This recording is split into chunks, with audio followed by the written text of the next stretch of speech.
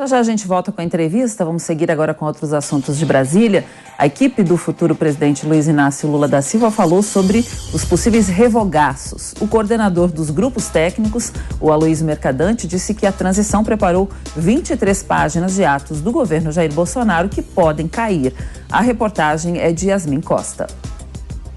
A equipe de transição do presidente eleito preparou um relatório com 23 páginas de revogaço de atos do presidente Jair Bolsonaro.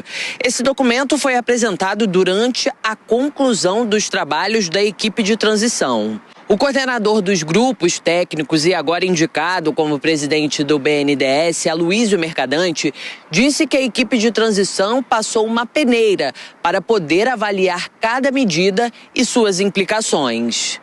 Ali tem também revogaço. Só de revogaço, presidente, tem 23 páginas. Estão revogando tudo.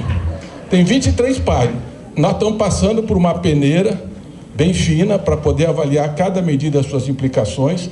E tudo isso agora vão para os novos ministros que vão reanalisar o que está ali e decidir junto com o presidente o que será revogado e as medidas preliminares para esse início de governo, porque a lei fala nos primeiros 100 dias, que é o diagnóstico que nós temos que fazer.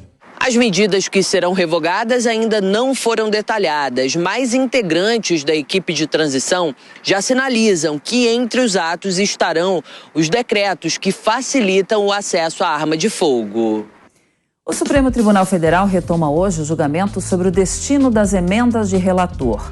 Quem está com a gente ao vivo agora é o Bruno Pinheiro, direto de Brasília. Bruno, pensando aí nessa votação do Supremo, as mesas diretoras da Câmara e do Senado protocolaram um projeto de resolução sobre esse tema, né? Bom dia, bem-vindo. Exatamente, Cláudio, uma tentativa de continuar com esse orçamento, com esse recurso, né? A você um ótimo dia, quem nos acompanha, sempre uma alegria, uma satisfação. Vamos lá entender qual é o assunto que está em julgamento hoje no STF, que é essa discussão que vem há um pouco mais de um ano, lá em novembro de 2021, quando ele foi suspenso. A ideia agora entre a Câmara e o Senado é igualitária, numa repartição atendendo às legendas, e aí ficaria o seguinte: 80% com as legendas, desse valor de quase 20 bilhões de reais que está estabelecido para o ano que vem, 80% do valor entre as legendas, cerca de 7,5% entre o Senado e 7,5% com a Câmara dos Deputados. O restante, 5%, ficaria numa comissão mista de orçamento e aí chegaria em 100% do valor utilizado. Então, com essa repartição igualitária, ou seja, não haveria nenhuma dificuldade e ninguém reclamaria. Essa é a expectativa. Se isso será aceito, é o que a gente vai aguardar no julgamento. Durante uma entrevista coletiva, o relator do orçamento, o senador Marcelo Castro, ele explicou um pouco mais como isso vai funcionar se caso aceitarem essa resolução na tentativa de uma nova repartição entre as legendas aqui no Congresso Nacional. Vamos acompanhar. Então, se o MDB tem 40 deputados, União Brasil tem 42 deputados, União Brasil tem 69 deputados, União Brasil vai receber uma parte maior do que o MDB. De maneira transparente, equânime, tá entendendo? Todo mundo participando, todo mundo sabendo. Então, eu acho que assim, eu vejo que nós temos bons argumentos para o Supremo não declarar inconstitucional as emendas de relator.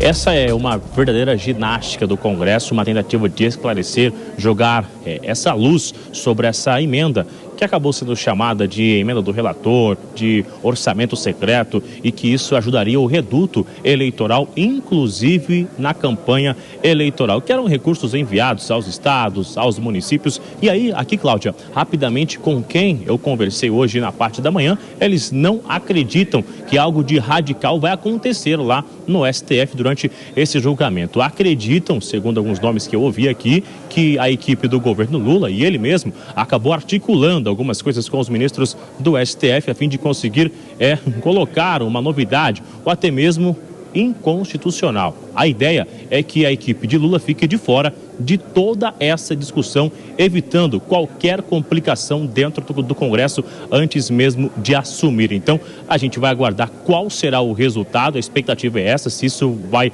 acabar, se é inconstitucional ou não. O que vale ressaltar é que esse orçamento é muito importante numa outra discussão que está em andamento. Esse orçamento do governo eleito que vai liberar esse auxílio e tem dinheiro demais, né, na tentativa de iniciar uma nova gestão. Então, esse orçamento, ele é usado numa articulação. Se ele ficar suspenso novamente, isso vai dificultar em alguns acordos aqui no Congresso Nacional. Cláudia. Obrigada, Bruno Pinheiro. Volta com a gente daqui a pouco com outros assuntos também, Bruno. Até mais. Vamos voltar a falar com o professor, então, Denis, professor Denis, a gente viu aí na reportagem do Bruno as emendas de relator que já foram moeda de troca, inclusive para eleição de presidente, né? A gente sabe. E agora tem esse revogaço, né? Lula falou que achou muita coisa errada aí e que vai retomar aí o caminho certo para o Brasil. Como que você está vendo essas questões? Certo, é um ponto de vista. É justamente o que eu comentei um pouco antes, né? Algumas reduções da carga tributária, algumas alívios de impostos, de redução de algumas alíquotas, podem ser alteradas pelo atual governo, pelo próximo governo. Isso justamente não precisa aumentar impostos, mas assim, deixar do que já foi reduzido, dos benefícios que foram transferidos para a produção, para o consumidor, fazer esses impostos voltar, fazer essa tributação voltar, a gente já aumenta a arrecadação com essas questões. E esse revogaço, obviamente, está falando ali das questões de arma de fogo, mas, sem dúvida, tem tributos aí no meio, sem dúvida tem pontos que afetam a economia, né? Muito bem, estamos falando sobre a PEC da transição. Pergunta agora é de Diogo Schelp. Professor, a gente viu na reportagem ali essa proposta ali na Câmara, na verdade uma proposta do senador, né, que foi apresentado, Marcelo Castro, de se criar uma regra em que as emendas de relator seriam distribuídas conforme o tamanho dos partidos, né?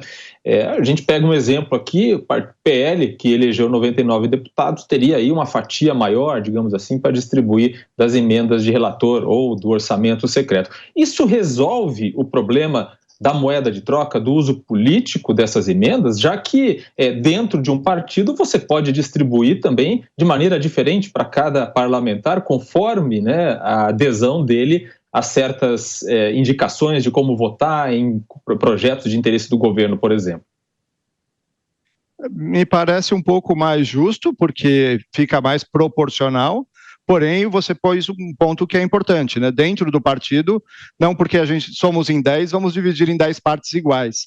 Então, dentro do partido pode haver divisões diferentes, mas fica mais igualitário quando a gente pensa assim, 500 deputados, cada um vai ter uma fatia igualitária do orçamento, só que isso vai primeiramente para o seu partido, e se o partido estiver alinhado, vai destinar mais verba a quem há mais necessidade. Então, não sei, é uma forma, né? Você vê que as questões aqui são negociações, né? Tudo que a gente passa no Congresso ali é justamente alguma articulação para destinar dinheiro, para lidar com o orçamento, como é que a gente vai fazer para cobrir as necessidades do país, né? Então, me parece um pouco melhor do que a forma que é hoje.